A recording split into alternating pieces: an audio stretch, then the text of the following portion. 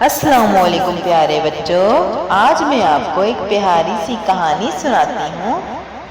تو چلیے شروع کرتے ہیں پیاری سی کہانی۔ اور وہ پیاری سی کہانی ہے چونٹی اور ٹڈا۔ ایک دفعہ کا ذکر ہے، ایک سرسبز میدان میں دو دوست رہتے تھے، چونٹی اور ٹڈا۔ چونٹی بہت محنتی تھی اور ہمیشہ اناج جمع کر کے سردیوں کے لیے ذخیرہ کر لیتی تھی۔ دوسری طرف ٹڈا سارا دن گاتا اور کھیلتا رہتا تھا۔ ایک گرمی کے دن ٹڈے نے دیکھا کہ چونٹی بے حد محنت کر رہی ہے۔ تم اتنی محنت کیوں کرتی ہو چونٹی؟ ٹڈے نے پوچھا، جبکہ وہ اپنی بانسری بجا رہا تھا۔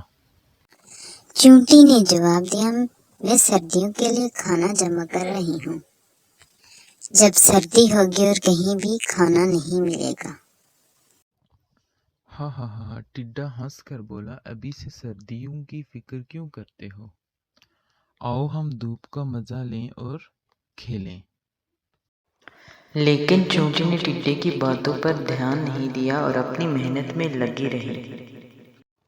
دن گزرتے گئے اور گرمی کا موسم خزاں میں بدلنے لگا۔ گرم دھوپ ختم ہو گئی اور سرد ہوائیں چلنے لگی۔ ٹڈے کو بھوک محسوس ہونے لگی کیونکہ اس نے سردیوں کے لیے کچھ بھی ذخیرہ نہیں کیا تھا۔ وہ چونٹی کے گھر گیا سردی سے کانپتے ہوئے اور بولا، چونٹی کیا تم مجھے کچھ کھانا دے سکتی ہو؟ سردیاں آ گئی ہیں اور میرے پاس کھانے کے لیے کچھ بھی نہیں ہے۔ چونٹی نے رحم دلی سے ٹڈے کی طرف دیکھا اور کہا، میرے دوست، میں نے تمہیں پہلے ہی کہا تھا کہ مستقبل کی تیاری کرو۔ اب میرے پاس اپنے لیے کافی کھانا ہے، لیکن میں تمہارے ساتھ نہیں بانٹ سکتی کیونکہ مجھے یہ ساری سردیوں کے لیے چاہیے۔ ٹڈے نے اپنی غلطی کا احساس کیا۔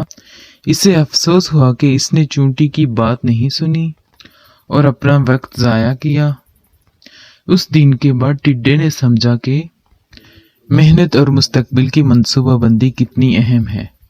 تو بچوں، اس کہانی کا سبق یہ ہے کہ ہمیں چونٹی کی طرح محنت کرنی چاہیے اور مشکل وقت کے لیے تیار رہنا چاہیے۔ منصوبہ بندی ہمیں بعد میں پریشانی سے بچا سکتی ہے۔ شکریہ۔